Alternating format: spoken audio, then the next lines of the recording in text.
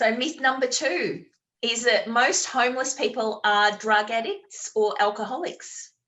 Again, this ties back to the first question, the first myth that you raised. When we look at that visible population, there is a disproportionate representation of those sort of disabling conditions, substance use and mental health problems, no doubt. But when we look at the general population, the overall homeless population, we see that those issues, whilst they are higher, their elevated rates compared to the general community, are nowhere near the extent that people tend to think. So we know that around 40% of homeless people, people that experience homelessness, will have a substance misuse problem. Similarly, with a mental health problem, it's about 1 in 3 will have a serious mental health issue. Now, they're high rates, no doubt, but the really critical point here is not necessarily that number, okay? The really critical point is what we know from a number of studies that we've conducted in Australia and also overseas is most people tend to think of that as the reason people became homeless, that their mental health problem or their drug issue was the reason they became homeless. What we've found is that if we focus, say, on substance use, about 2/3 of those who report a substance use issue develop it after they became homeless. And it's often as a coping strategy, just to get by, to deal with the rigor, the grind of day-to-day life.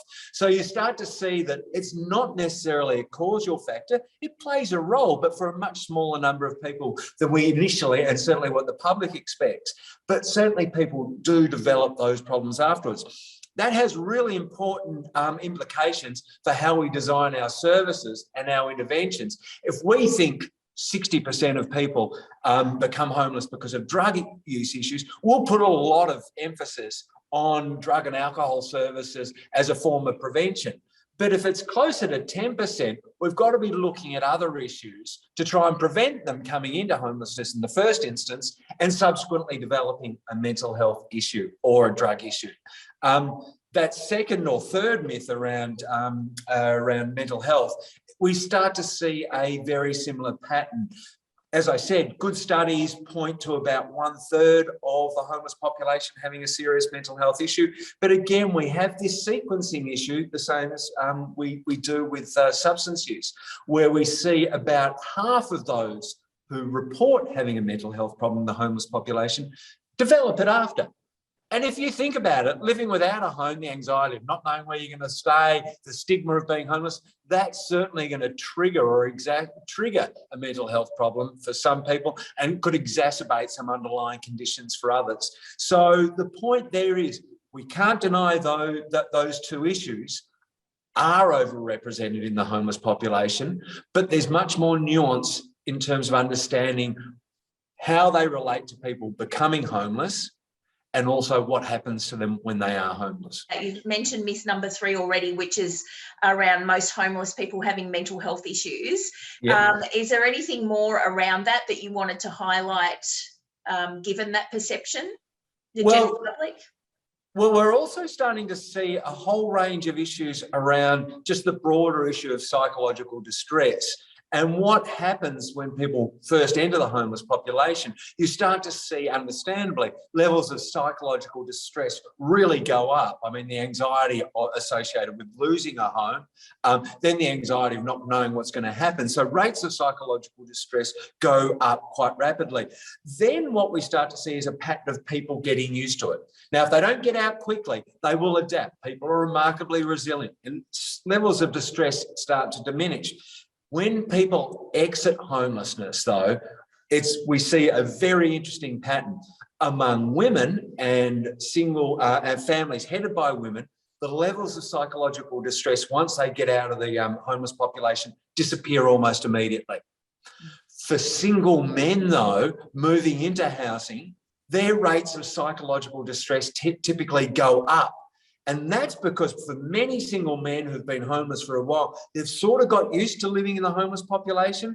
They move out and it's the stress of managing and maintaining a home is actually quite high. So again, when we think about homelessness, resolving homelessness, certainly it involves getting people into housing.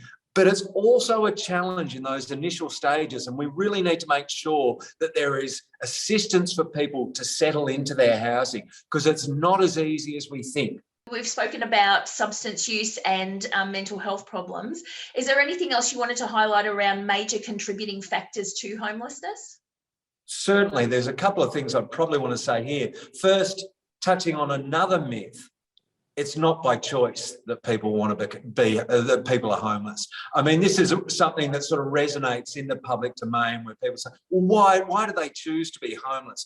Choice isn't a factor here at all. No one chooses to be homeless. And if you think about that logically, why would you want to be homeless? Now, some people leave violent situations and they make a choice to do that without another form of housing. It's very different from choosing to be homeless.